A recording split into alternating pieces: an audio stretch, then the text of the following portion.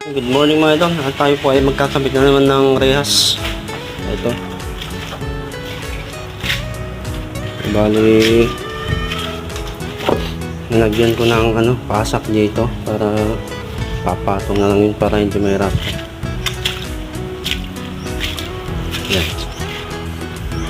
So, pasak na yan mga idol. Pati sa taas. Tapos dadagdagan mamaya dito.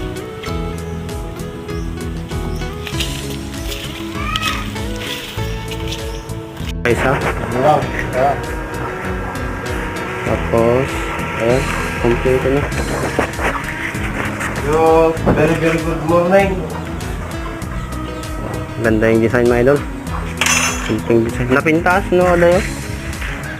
Oh. Sila nga pabo style